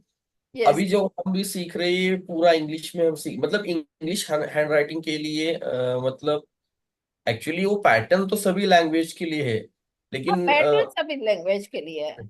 तो पर्टिकुलरली जैसे आपने पहले सेशन में बताया था कि हर अल्फाबेट का भी मतलब हाँ, स्ट्रोक या मगर वो एक्चुअली ये मैं पूरा फ्री में बेसिक कंप्लीट कवर करने वाली हूँ, तो आज हमने मार्जिन किया। नहीं नेक्स्ट। नहीं, मेरा हाँ क्वेश्चन हाँ अलग है हाँ कि अदर देन इंग्लिश लैंग्वेज अगर किसी का जो मतलब कोई अनपढ़ है, मतलब इंग्लिश में वीक है, लेकिन वो हाँ। अदर लैंग्वेज में लिख सकता है, तो उसके लिए मतलब लैंग्वेज वाइज थोड़ा मतलब गार्निश करना पड़ेगा क्या? एक्चुअली जब आप पूरा बेसिक कोर्स कंप्लीट कर लेंगे, तब जाके बहुत कुछ समझ में आएगा कि मार्जिन हर एक लैंग्वेज में मार्जिन रहता है। यस। राइट। मार्जिन हो गया तो वो हर एक लैंग्वेज के लिए सेम ही अप्लाई होगा। मगर पर्टिकुलरली स्पेसिंग है तो वो हर एक लैंग्वेज में आती है कि दो वर्ड के बीच में स्पेस देना है, दो सेंटेंस की ऊपर नीचे की लेंथ के बीच में आपको गैप देना है। वो सब आप सब लैंग्वेज में पढ़ सकते हैं, मगर इंडिविजुअल लेटर हम सिखाएंगे वो इंग्लिश के सिखाएंगे। जैसे आई हो गया तो वो हमारी खुद की पर्सनालिटी के लिए मोस्ट इम्पोर्टेंट है। तो हम आई कैसे स्ट्रेट सिंगल लाइन लिखते हैं, उस पर ऐसे बार लगा के लिखते हैं, तो वो इंग्लिश का इंडिविजुअल लेटर हो गया। तो ऐसे इंडिविजुअल लेटर का जो स्टडी है हमारे पास हम कराएंगे, वो पूरा इंडिविजुअल लेटर का इंग्लिश में है। बाकी लैंग्वेज में इतना वर्क मैंने नहीं किया है, मगर जब आप पूरा ग्राफोलॉजी सीख लेंगे तब ऑलमोस्ट आप कर पाएंगे। मगर जितना डिटेल इंग्लिश में है पर्टिकुलर सिंगल वर्ड के लिए, उतना कोई लैंग्वेज में किसी ने आज तक लिखा नहीं है। हाँ, लिख सकते हैं अगर किसी को पर्टिकुलर इंटरेस्ट है तो ऐसा नहीं है कि खुद बना सकते हैं लिटरेचर, मगर एक्चुअली अभी तक किसी ने। क्योंकि mostly Marathi and Hindi similarly एक जैसे दिखते हैं, तो अगर उस टाइप के अगर केसेस रहेंगे तो ये सोच के मैंने क्वेश्चन पूछा था, क्योंकि मोस्टली मैं जहाँ से बिलोंग करता हूँ वहाँ पे मराठी ज्यादा यूज होती है। ओके। हाँ, मगर आप मैंने बोला ना कि इंडिविजुअल लेटर में फिर अपर जोन लोअर जोन वो सब हमारे कोई भी लैंग्वेज है तो उसमें भी तो आते ही आते हैं, तो वो रीड कर पाएंगे। हाँ, अगर नोट्स मिलेंगे, क्लास जो पूरा अटेंड करेगा उनको नोट डेफिनेटली मिलेंगे, फॉर्म फिल किया होगा, उनको नोट और सर्टिफिकेट दोनों मिलेगा। राइट के अगर क्लास आपने पूरे अटेंड किए हैं तो। आज मुझे जिसने क्लास में थोड़ी देर के लिए ग्रुप खोलती हूँ, ओपन करती हूँ आज शाम तक, ताकि जिसने भी आज क्लास किया है वो अपना I had attended the class ऐसा मैसेज डाल देंगे, ताकि हमारे नोटिस में रहे। और मैं उसके लिए गूगल फॉर्म भी अपलोड कर दूंगी कि आप कौन कौन से क्लास आपने किए हैं। उस हिसाब से आपको सर्टिफिकेट्स और नोट मिल जाएंगे। Ma'am one more final question. Yes. जब आपने एज अ होमवर्क हमें बताया कि 5 से 7 मिनट में, या तो पहले ही बताया, जैसे हमने जो माइंड में है वो हम्म। सब लिख लिया, तो अगर कुछ केसेस मैंने आज तक के मतलब मेरे एक्सपीरियंस में देखी कि अगर किसी को कुछ लिख एक्सप्रेस करने की जो स्किल में वीक रहता है, और उसको ऑल ऑफ सडन कुछ लिखने को बोले तो वो ब्लैंक हो जाता है। मतलब जैसे हम मिनिमम 2 पेजेस आर एक्सपेक्टेड, 1.5। 1.5। तो अगर वो नहीं लिख पाते तो कोई जैसे हम ऐसे लिखते हैं ना एज अ हैंड राइटिंग सुधारने के लिए, जो होमवर्क हमें स्कूल में दिया जाता था, हम्म। अगर उस टाइप का टास्क दिया जाए तो भी उससे हम कंक्लूजन्स निकाल पाएंगे। एक्चुअली अगर आपको कंफ्यूजन है, कोई पर्सन है उसको आप कंफ्यूजन से निकालना चाहते हैं, तो उसके लिए आपको ये करना पड़ेगा कि भाई उसको रेगुलर प्रैक्टिस करेगा, तब जाके वो 15-20 दिन, 21 दिन या 1 महीने में वो कंफ्यूजन से क्लियर होके निकल पाएगा। क्योंकि एक दिन की प्रैक्टिस से कुछ नहीं होता है। जैसे ऑब्वियसली। हम मंत्र करते हैं तो एक दिन मंत्र जाप कर, एक दिन 108 मंत्र कर लिए, उससे हमारी एनर्जी में एक बूंद मात्र फर्क आता है। ठीक है, मगर वही चीज हम 90 डेज कंप्लीट कर ले, तब जाके वो हमारी एनर्जी में वो इम्प्रिंट हो जाता है। तो वैसे ही ग्राफोलॉजी का है, आप ब्रेन को कंटिन्यूस कमांड देंगे तब जाके ब्रेन ऑर्गेनाइज होगा। क्योंकि जैसे अभी थोड़ी देर पहले एक मैम ने क्वेश्चन पूछा था उनके लड़के के लिए, तो मोस्टली जो कॉलेज स्टूडेंट्स रहते हैं, फॉर एग्जांपल अभी जब से लास्ट सेशन भी अटेंड किया तो ये थोड़ा समझ में आया कि अगर ये 11 12 या 10th जैसे स्टूडेंट से अगर उनसे प्रैक्टिस करवा दी जाएगी, so they will be more clear about their future and goals. Right. लेकिन अगर पहले जाके उनको कुछ लिखने को बोला जाए तो शायद ही वो हार्डली 1 या 2 पैरा लिख पाएंगे, इसलिए ये मेरा सवाल था। राइट, आजकल क्या है कि लिखने की पहले की कंपेयर में आदत कम हो गई है, और क्लासेस भी ज्यादा लिखने पे ज्यादा, बहुत सारी एग्जाम भी लिखने से ज्यादा वो हो गया है। ऑप्शन आप टिक कर लो और आपका क्वेश्चन सब आंसर सबमिट करो। मगर जैसे एक्चुअली लिखना सही में बहुत जरूरी है। इवन बहुत सारे माइंड पावर ट्रेनर भी बोलते हैं कि आप अपने को, आपका जो ड्रीम है वो चाहिए, उसके लिए आप नोट्स बनाइए। क्योंकि नोट्स बनाने से, सिर्फ सोचने से थिंग्स क्रिएट नहीं हो पाती है। कई लोग कर लेते, ऐसा नहीं है। मगर जितना लिखने बैठेंगे ना, तो लिखेंगे आप फेटनेस लिखेंगे, और उसको रीड किया तो आपको खुद को उसमें ज्यादा क्लियरिटी आएगी। अरे यहाँ पे तो मुझे, मैंने जो लिखा है वो थोड़ा गलत मैसेज दे रहा है, मैं उसको करेक्ट करूँ, ऐसे करके आपकी पूरी एक राइट अफर्मेशन बनती है, जो आपको पॉजिटिवली डेफिनेटली इम्पैक्ट दे सकती है। Yes yes ma'am, thank you. Welcome. Yes, next question.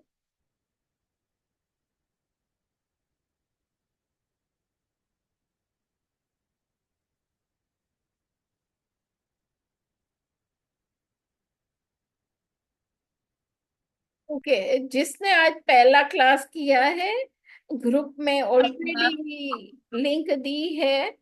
Last class का पूरा रिकॉर्डिंग हमने यूट्यूब पे। Hello ma'am. यस। मैम पहले तो ये ना अनम्यूट का ऑप्शन आप हमारे पास ही रहने दो, क्योंकि अगर होस्ट अनम्यूट कर रहा है ना तो बैकग्राउंड नॉइज बहुत आ रही है। ओके। हम नहीं वैसे अनम्यूट करेंगे अनलेस नीडेड। ओके, मेरा क्वेश्चन ये है कि जैसे आपने बहुत सारे मार्जिन बता दिए, लेफ्ट से राइट से टॉप बॉटम, इसमें से अगर देखा जाए सब, मतलब बच्चे को अगर हमको जैसे 3 साल का अगर, सॉरी, मोक्षा।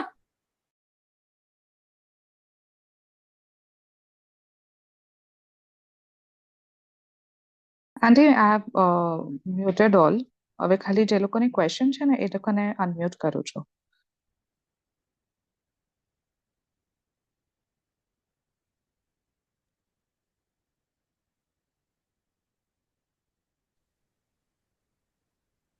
यस।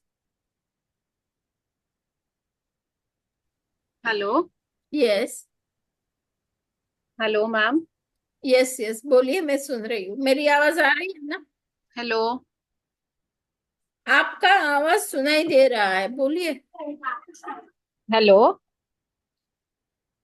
मेरी आवाज नहीं आ रही है? आ, आ रही है मैम, आ रही है। हाँ हाँ, तो आपकी भी आ रही है। हाँ जी, मेरा क्वेश्चन ये था कि जैसे अब हमने बहुत सारे मार्जिन्स पढ़ लिए, लेफ्ट राइट टॉप बॉटम, और हर किसी का अलग अलग कुछ ना कुछ रीजनिंग है कि क्या रहना चाहिए।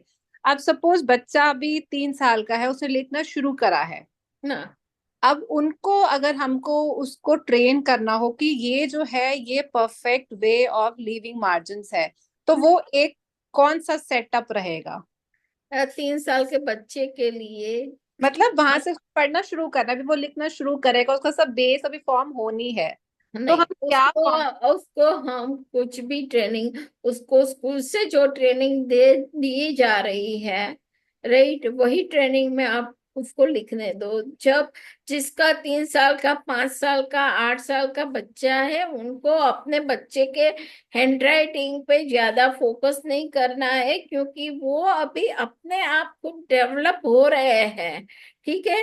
तो उनको आप फोर्स करके नहीं, क्योंकि सब में कुछ अच्छाई भी होती है और सब में कुछ माइनस पॉइंट भी होते हैं, तो पहले उसको डेवलप होने दो। 10 12 साल, 10 11 10 12 साल के बाद ही आप उसका हैंडराइटिंग सैंपल रीड करेंगे और बट उसको कोई भी चेंज क्या करेंगे। हाँ, अगर बाई चांस 3 साल का है, 3 साल बहुत कम एज है, क्योंकि वो अभी ABCD सीख रहा है। तो अगर उसको आदत है कि पेज में जरा सा एक लाइन लिख के पूरा पेज ब्लैंक छोड़ दिया, तो बस आप उसको इतना कर सकते हो, बेटा मेरा पेज हमको ब्लैंक नहीं छोड़ना है, पेज में जितना अप्रोप्रिएट है उतना जगह भरना है, मार्जिन, लेफ्ट मार्जिन उसको छोड़ना है, वो खास सिखाइए। लेफ्ट और राइट, और लेफ्ट और अपर मार्जिन और लोअर मार्जिन वो कवर कर ले, लास्ट लाइन तक लिखे। और राइट मार्जिन में भी ज्यादा जगह ना छोड़े, उतना ही आप कर सकते हो। उससे ज्यादा 10 साल के एज के बिलो के स्टूडेंट के लिए उससे ज्यादा ग्राफोलॉजी अप्लाई नहीं करनी है। क्यों मैं ऐसा पूछ रही हूँ ना, क्योंकि एक बारी बच्चे की हैंड राइट मतलब लिखना या उसका सेट जो नहीं, वो धीरे धीरे डेवलप होता है, जैसे जैसे आप, आपकी एज जो भी है, ठीक है, मैं वो ऐसा नहीं है कि डिक्लेयर करना चाहती हूँ, मगर जैसे जैसे हमारी खुद की मैच्योरिटी डेवलप होती है, हमारी खुद की नॉलेज बढ़ती है, अंडरस्टैंडिंग बढ़ती है, अगर काम करने की स्पीड बढ़ती है, वैसे वैसे हैंडराइटिंग चेंज होते जाते हैं, क्योंकि ब्रेन जैसा जितना एडवांस होता जाएगा उतना ही वो कुछ जगह पे हैंडराइटिंग में ऑटोमेटिक चेंज आता जाएगा। और जब बच्चा डेवलप हो रहा है तो उसको हमको डेवलप होने देना है। और हाँ, अगर आपको लग रहा है कि पूरा वो पेज आधा छोड़ देता है, राइट, तो वहां पे आप उसको बोल सकते हैं, मगर कुछ सिस्टम के लिए पेज छोड़ना भी कहीं पे जरूरी होता है, कि जैसे वो साइंस का सब्जेक्ट की नोट बना रहा है, तो साइंस का सब्जेक्ट पूरा और उसने एक चैप्टर लिखा है, वो हाफ पेज पे खत्म हुआ, मतलब 2.5 पे खत्म हुआ, तो वो उसको थर्ड चैप्टर शुरू करना है, नया चैप्टर शुरू करना है, तो वो पेज पे 2 लाइन छोड़ के करेगा, उससे बेटर है कि नए पेज पे स्टार्ट करे, क्योंकि तो वो उसकी हैबिट के लिए बेटर रहेगा। कलरफुल पेन यूज करना टाइटल के लिए, वो सब उसके सेंस को डेवलप करता है, तो वो सब आप कर सकते हैं एडिशनल वे में, कि बेटा कलरफुल पेन यूज करो, मगर वो भी कुछ जगह पे आप नहीं कर सकते, जैसे रेड पेन टीचर के लिए रहती है स्कूल में, तो रेड पेन से टाइटल लिखना वगैरह जहाँ पे मना होता है, वहां पे ब्लू एंड पर्पल वगैरह आप यूज कर सकते हो, या तो घर पे हो वो एक्स्ट्रा होमवर्क करे उसमें आप उसको ऐसा करा सकते हो। कलर सेंस इज द, आपकी वो सेंसिटिविटी और आपकी सेंसिबिलिटी और आपकी एक एस्थेटिक सेंस को डेवलप करता है। तो कलर सेंसिटिव बनाना, कलरफुल उसको लिखने की आदत डालना भी अच्छा है। पर्टिकुलर कुछ वो उनके लाइफ में आगे के कुछ प्रोफेशन में वो चीज उसको बहुत अच्छी इफेक्टिवली उसकी कैरियर को इफेक्ट करेगी। जैसे कलर सेंस जिसकी अच्छी डेवलप हुई रहती है, वो as a architect, as a interior designer, as a fashion designer बहुत जगह पे बहुत अच्छा काम कर पाते हैं। मैं कुछ पूछूं? Yes, next question. Me, good morning. Good morning, बोलिए। वी आर फ्रॉम गुजरात, तो ज्यादातर लोग गुजराती में लिखते हैं। तो हाँ मैं ऐसा मानता हूँ कि मिडल, टॉप और बॉटम जोन जो आपने हाँ, आपकी सो आवाज कहीं हो गई। अभी आ रही है? हाँ, गजेंद्र भाई बोल रहे हैं। जी। કેમ છો ભાઈ? मजामा मैम। યસ, હું પણ ગુજરાતી જ છું. આઈ એમ ઓલ્સો ગુજરાતી पर એન્ડ बाकी के लोग गुजराती नहीं समझ हाँ पाएंगे, हाँ, इसलिए मैं राइट। हिंदी में बोल रहा हूँ। नहीं नहीं जैसे कि नहीं, हाँ। वी आर फ्रॉम गुजरात, तो ज्यादातर लोग गुजराती में कन्वर्सेशन करते हैं और राइटिंग में भी। They are not comfortable in English. मैं तो सीनियर लोगों की बात कर रहा हूँ, न्यू जनरेशन की नहीं। तो ज्यादातर जब लोग गुजराती में लिखते हैं तो हम्म रस्वई दीर्घई मात्रा वो हम्म, हम अपर जोन के हिसाब से कंसीडर कर सकते हैं, और रस्वौ definite- और दीर्घऊ विच इज बॉटम जोन, ये वहां पर ये लैंग्वेज में एक बेनिफिट ये होता है, may be I am wrong, कि कंपेयर टू इंग्लिश, जब कर्सिव राइटिंग की बात अलग होती है, लेकिन जब गुजराती में जब जोड़ाक्षर आता है, हम्म जैसे मुझे लिखना है अभिमन्यु, तो वो हम्म, एक अल्फाबेट से दूसरी तरह कितनी स्मार्ट वे में जोड़ता है। दो अल्फाबेट का एक्सीडेंट होता है या अच्छे से मैनेज करता है, तो आदमी को रीड करने में थोड़ा, मतलब डिटेल वर्क में थोड़ा इजी हो जाता है। हम्म। एम आई राइट और रॉन्ग मैम? राइट, अभी क्या है कि जब तक हम वर्डिंग वगैरह कंप्लीट नहीं करेंगे ना, तब दूसरी लैंग्वेज पे डिस्कस ज्यादा नहीं करेंगे। जी क्योंकि क्या है कि आपने एक एक लेटर को नहीं समझा है। जी राइट, तो वो डेफिनेटली हम डिस्कस करेंगे, मगर वो अपर जोन लोअर जोन भी अभी आपको पता है क्योंकि आपने थोड़ी बहुत सीखी है। जी मुझे पता है उतना, मगर सब बहुत सारे यहाँ पे स्क्रैच से सीख रहे हैं। तो उनके लिए अभी अपर जोन लोअर जोन की हम बात करेंगे ना, तो वो उनको भी बाउंस जाएगा। जी। इसलिए डेफिनेटली आपका क्वेश्चन है हम्म। वो क्लास में हम बाद में डिस्कस करेंगे। क्योंकि अभी वो डिस्कस थोड़ी अर्ली स्टेज पे हो जाएगी। मैंने कुछ सुबह बनाया था, आपको भेजा है। हाँ, नॉट। मैंने जस्ट देखा, मगर वो मैं पर्सनली आपको रिप्लाई कर लूंगी। ठीक है और मैम। ठीक है। जी जी हाँ। हाँ, okay ma'am, thank you. Welcome.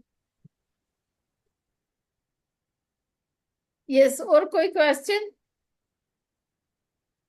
Yes ma'am, मेरे को एक चीज पूछनी थी यस। कि जैसे आपने कलर पेन के यूज के लिए बोला, तो जैसे मेरी बड़ी वाली डॉटर है, वो 20 इयर्स की है, लेकिन वो अपनी जब भी पोएम लिखती है, कुछ भी क्रिएटिव राइटिंग करती है, वो मोस्टली पेंसिल में ही करती है।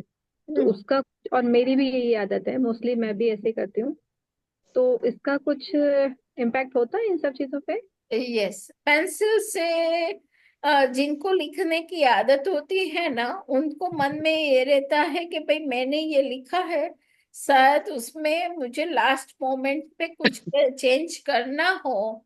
राइट, तो मैं वो चेंज किया है, वो दिखाई ना दे, इसलिए मैं इरेज करके उसको वहां पे ओवरलैप पर इरेजर का यूज करके वहां पे फिर से लिख दूं।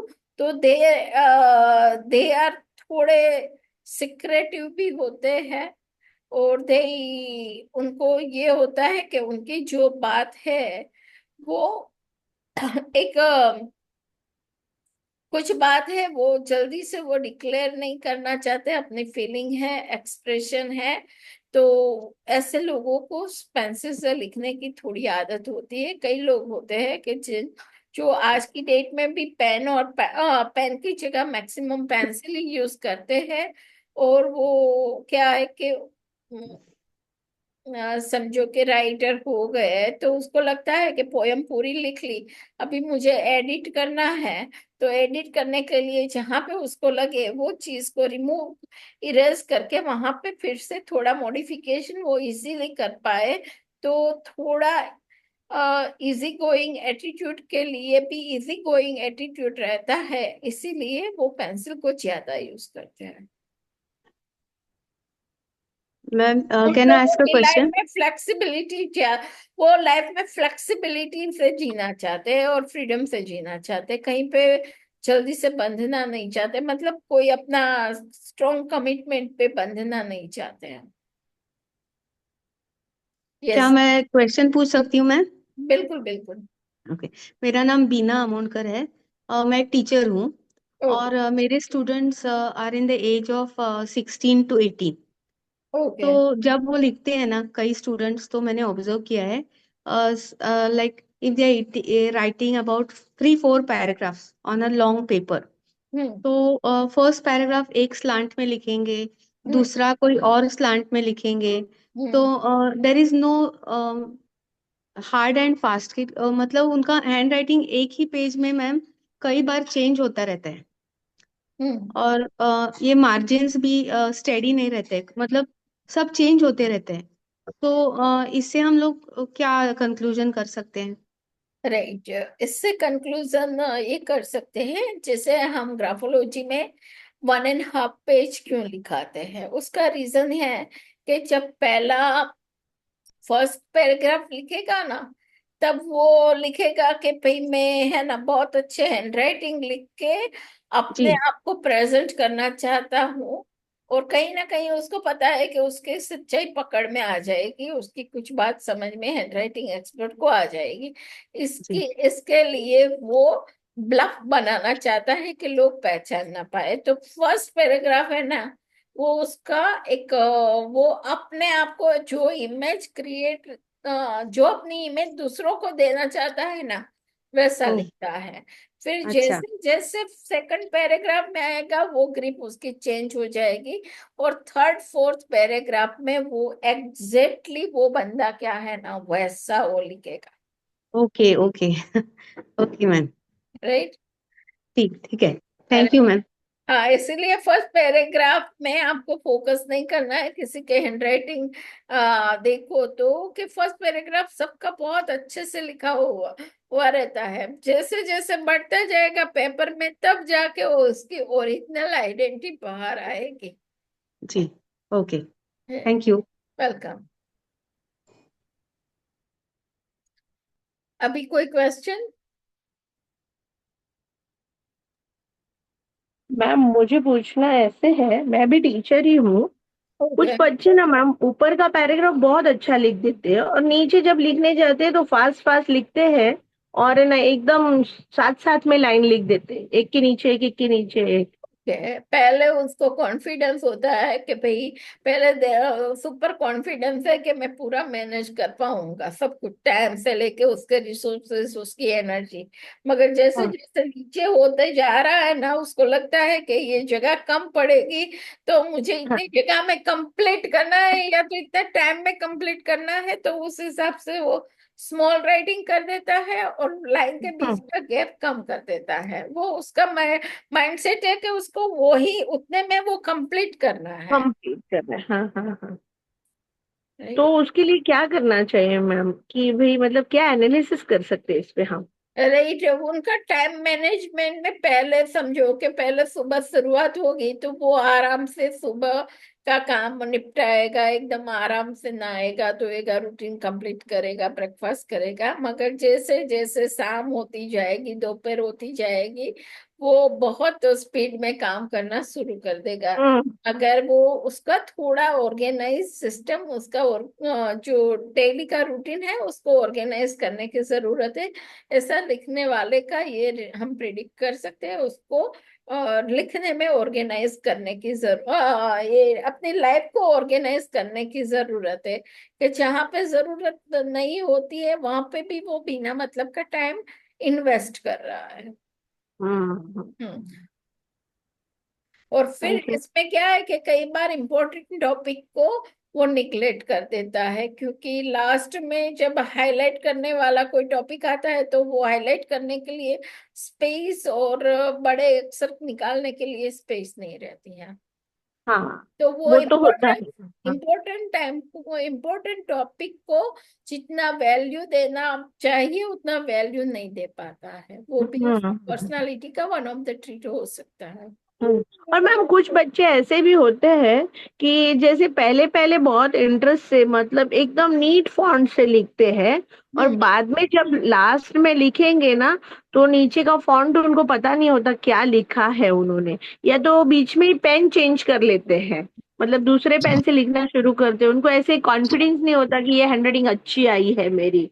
और कुछ बच्चे हैं कि जो एक बार लिख देते हैं और फिर से वापस लिखना पड़ता, लिखते हैं घर पे जाके वापस लिखते हैं बुक में। Okay, right. जो पहले, हेलो मैम। यस, ये टॉपिक कवर करना, राइट। Yes ma'am. हाँ, यस। जो पहले अच्छा सा लिखते हैं they want to give their image best, के उनका माइंड हाँ में हाँ, होता है first impression is the last impression. Last वो इंप्रेशन, यस। फर्स्ट इंप्रेशन बहुत अच्छी क्रिएट करना चाहते हैं। एक बार फर्स्ट इंप्रेशन क्रिएट हो गई, फिर अपने रंग में आ जाते हैं, रफ एंड टफ लिखना शुरू कर देते हैं। ठीक है कि भाई कई बार है पेन से ज्यादा कोई स्पीड से लिख पाता है, कोई जेल पेन से ज्यादा स्पीड से लिख पाता है, और किसी के हैंडराइटिंग जेल पेन में ज्यादा होते हैं अच्छे, किसी के बॉल पेन में ज्यादा अच्छे होते हैं। हाँ, एक ग्राफोलॉजी का वन ऑफ द रूल है, बॉल पेन से हैंडराइटिंग का सैंपल लेंगे तब जाके वो ज्यादा आपको हैंडराइटिंग की क्लियरिटी आएगी, राइट। जेल पेन से ज्यादा, पेंसिल से ये नहीं हैंडराइटिंग का सैंपल लेना। Yes, next question. Hello. Good afternoon, ma'am. Meena here. Yes, I am also teaching in a school, so I've come across children that some of them they don't write the last word. Like there is a word, supposing it is running, so they will not write G. Okay, And every not once or twice they forgot all the sentences, all the words they do the same thing. And nowadays there is a trend in all the classes that last 3-4 lines na they leave, and then they go to the next page. So sometimes we feel that array, this question is so much only, so we give over their marks, then again we turn, then there it is written. Or if we are checking the books, then we feel that the question is incomplete, so we write over the incomplete, and when we turn the page then it is continued on the next page. So I tell them, why you're leaving these 3-4 lines? They give me a silly reason that we were not able to write in the last 2 lines. Actually आजकल के बच्चों को हम जो parents हैं उन्होंने बहुत comfort zone में ही सिखाया है रहना, और वो अपने Yes. घर में स्पेस में अपनी स्पेस के हिसाब से रहते हैं। अब वो एडजस्टमेंट करना नहीं चाहते हैं, Yes. इसलिए वो लोगों का माइंडसेट में आ गया है कि वो लास्ट 2-3 लाइन यूटिलाइज नहीं कर पाते हैं। तो वहां पे हाँ. उनका कंफर्ट जोन में रहने की आदत जो बहुत स्ट्रांग है, वो उसका रीजन है, वो उसका माइंडसेट है कि मैं मेरे कंफर्ट जोन में ही काम करूंगा। तो वो आगे जाके कैरियर में भी वो उसका जहाँ पे कंफर्ट जोन होगा वहां पे वही काम वो करना. काम करेगा। Even if in married Okay. Life वो अपना कंफर्ट जोन को ही फर्स्ट प्रायोरिटी देगा। तो ऐसे ही हम उसको कनेक्ट कर पाते हैं मैरिड लाइफ के लिए से लेके बहुत सारी बातों के लिए, कि वो अपने कंफर्ट जोन में ही रहना चाहता है। And some have the habit if they'll write the heading, they will not write in 1 line. They will use 4-5 lines for that heading. Means इतना बड़ा heading बनाएंगे chapter का और They 5 want से to 7 show line off. Use करेंगे. They want to show off. Maybe it's true. Graphology is science, so it's true. Yeah. And what about that who's not writing anywhere the last word? वो क्या है कि वो लोग बहुत hasty रहते हैं, उनका डिसीजन हैस्टी रहता है, और वो अपने आप को समझ लिया, मतलब कि वो उनको ये है कि Hmm. लास्ट वर्ड अज्यूम हो जाएगा, तो वो हाँ हाँ. एटीट्यूड है। Okay. Okay. Thank you, ma'am. Welcome. चलो, तो नेक्स्ट संडे फिर से मिलते हैं, तब तक के लिए आप दूसरे हैंडराइटिंग में मार्जिन ऑब्जर्व करते रहिए, और अपने कोई भी ऐसे लिखे है, कोई मिला है तो फोटो क्लिक करके भी आप अपने पास रखिए, और अपने नोट्स बनाते जाइए कि आपने क्या ऑब्जर्व किया। ठीक है। आज शाम तक मैं पूरा वीडियो को यूट्यूब पे भी अपलोड कर लूंगी, किसी को दूसरी बार देखना हो तो। ठीक है। ओके।